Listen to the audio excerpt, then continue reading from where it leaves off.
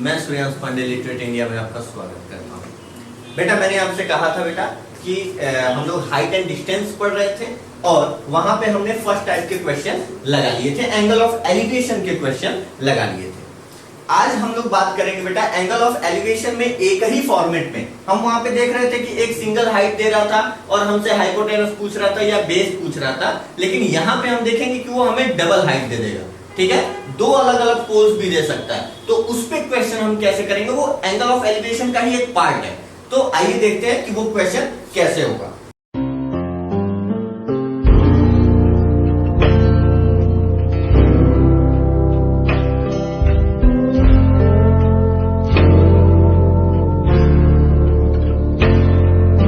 NCERT का question number 7 है बेटा, from a point on the ground the angle of elevation of the bottom and the top of a transmission tower fixed at the top of a 20 meter high building।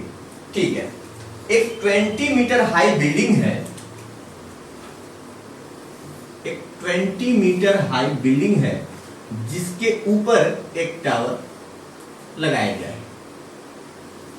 ठीक है, चलिए इस tower की height हमें नहीं पता है, हम बताते हैं ये B है, ये C है, ग्राउंड से कोई डिस्टेंस भी होगा।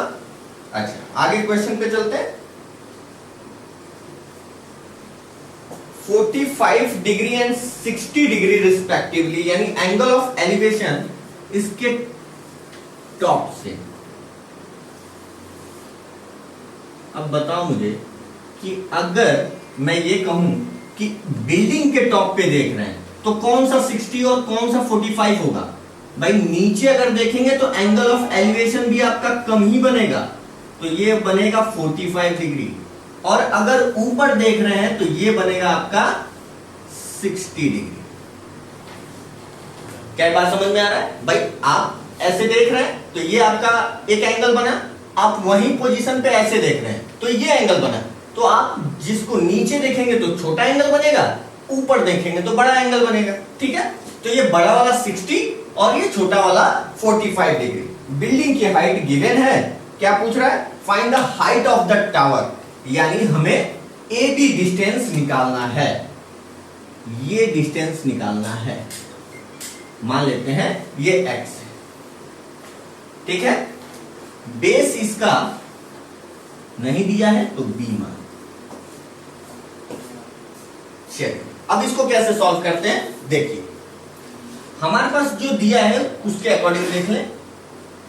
परपेंडिकुलर बेस, परपेंडिकुलर और बेस के बीच में रिलेशन कौन बनाता है भाई, PH BH PB, PB tan theta, यानी tan थीटा इक्वल टू होगा परपेंडिकुलर अपॉन बेस। परपेंडिकुलर कितना दिया है बेटा 20, बेस कितना दिया है D। इसका एंगल कितना है, तो एंगल है 45 degree. 45 degree equal to 20 upon b. tan 45 की वैल्यू कितनी होती है, 1 होती है, तो 1 is equal to 20 upon b. B की वैल्यू आएगी, बी इज इक्वल टू क्या हो जाएगा, बी का 1 में बी आएगा 20 मीटर, यानी इसका बेस कितना है बेटा 20 मीटर। ठीक है, यहां से हमने इसको फर्स्ट इक्वेशन माना। अब देखते हैं tan 60, 20 प्लस x हो जाएगा, पूरा कंप्लीट परपेंडिकुलर है, फिर बेस तो हमारा वही रहना है, तो tan 60 degree equal to p कितना हो जाएगा 20 प्लस x अपॉन b बराबर, b की वैल्यू अभी नहीं रख रहे हैं, b केवल है। tan 60 की वैल्यू कितनी होती है बेटा रूट का 3, तो रूट का 3 is equal to 20 plus x upon b।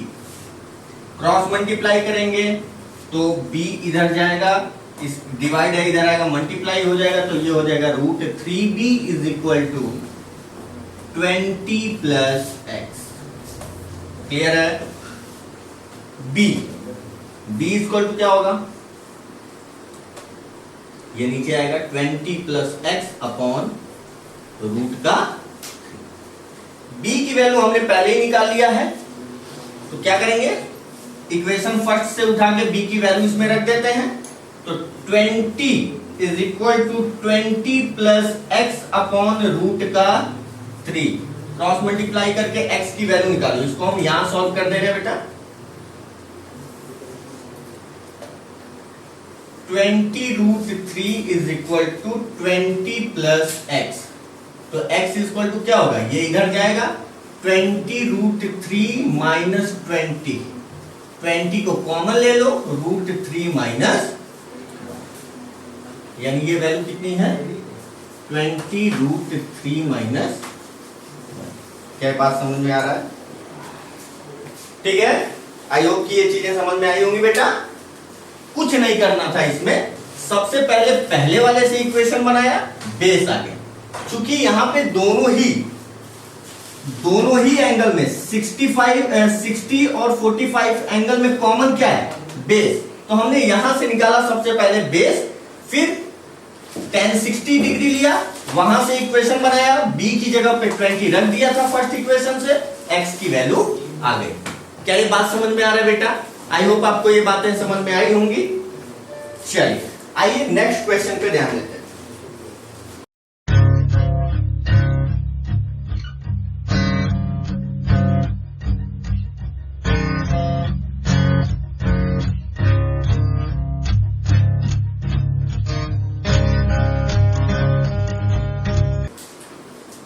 Next question देख लेते हैं, बढ़िया क्वेश्चन है। Question number 9। क्वेश्चन नंबर 9 कहता है बेटा, the angle of elevation of the top of a building from the foot of a tower is 30 degree and the angle of elevation of the top of a tower from the foot of the building is 60 degree. Find the tower is 50 if the tower is 50 meter high, find the height of the building। ठीक है, यहां पे building और tower दो चीजें हैं। मानते हैं कि ये एक टावर है और बिल्डिंग। अच्छा, ये कैसे डिसाइड करेंगे कौन छोटा है कौन बड़ा है भाई? जिसका एंगल ऑफ एलिवेशन अधिक होगा वो बड़ा होगा, और जिसका एंगल ऑफ एलिवेशन छोटा होगा वो छोटा होगा। तो ये बिल्डिंग का चूंकि 60 दिया था, टावर के फुट से 30 दिया था, और टावर का दिया हुआ है 60।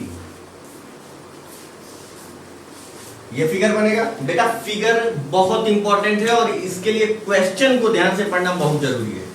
क्वेश्चन पढ़ लिया बेटा, फिगर बना लिया अगर, तो क्वेश्चन खत्म। आधा क्वेश्चन तो यही सॉल्व हो जाता है, बाकी हमें सेम करना होता है। टावर का हाइट कितना दिया हुआ है 50 मीटर, बेस मान लेते हैं b है, बाकी ये आप इसको x मान लेते हैं। ABCD लिखते रहना, ठीक है, वो तो XYZ तक आता ही होगा। ठीक, चलिए सॉल्व करते हैं। अगर हम इस ट्रायंगल को ले लें, 60 डिग्री एलिवेशन के ट्रायंगल को अगर ले लें बेटा, तो क्या लिखेंगे, 10 60 degree is equal to PH BH PB, यानी 50 अपॉन B। tan 60 की वैल्यू क्या होती है, रूट का 3 is equal to 50 upon B। तो B इज इक्वल टू क्या होगा, B इधर आएगा तो ये हो जाएगा 50 अपॉन रूट 3 नीचे आ जाएगा। यदि नहीं समझ में आएगा बेटा, कमेंट सेक्शन में जरूर बताइएगा, हम आपको वहां पे फिर दोबारा एक्सप्लेन कर सकते हैं। अब यहाँ मैंने आपसे अभी कहा था बेटा कि अगर डिनोमिनेटर में कोई रूट आता है तो उसे हमें क्या करना होता है, रैशनलाइज करना होता है। तो रूट 3 इंटू रूट 3 कर देंगे, ये आएगा 50 रूट 3 अपॉन 3। इसको यहीं छोड़ देते हैं। अब हमें क्या चाहिए, नेक्स्ट tan, इसको इक्वेशन फर्स्ट मान लो, tan 30 degree is equal to h by B.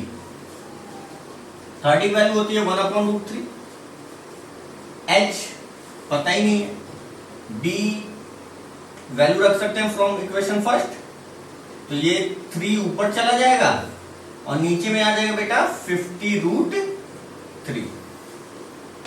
चाहे तो √3 से √3 काट देते हैं, लेकिन ठीक है। अब चूंकि हमें h निकालना है बेटा, हमने यहाँ पे डायरेक्ट वैल्यू रख दिया है, इसको ध्यान रखिएगा, ठीक है। अब h निकालना है, क्रॉस मल्टीप्लाई कर लेते हैं। तो h इज इक्वल टू क्या होगा, ये उधर ऊपर जाएगा, ये नीचे आ जाएगा, तो ये हो जाएगा बेटा कितना 50√3 अपॉन का √3, और इधर ये मल्टीप्लाई में नीचे आ जाएगा, यानी इंटू 3, है ना। √3 से √3 गया बेटा, ये हो जाएगा 50/3, h इक्वल टू 50/3। अब इसको जो है लिखेंगे बेटा 16 होल 2/3 मीटर, ठीक है। आई होप कि आपको ये समझ में आया होगा बेटा। यहाँ पे ध्यान दीजिएगा जरा, मैंने यहाँ पे डायरेक्ट कर दिया है, कोई डाउट होगा तो पूछ लीजिएगा, या फिर एक बार और इसको वीडियो को देखेंगे, समझ में आ जाएगा बेटा, ठीक है। हाइट हमारा आया है 16 होल 2/3। चलिए आज के लिए इतना ही, फिर मिलते हैं अगले सेशन में। जय हिंद।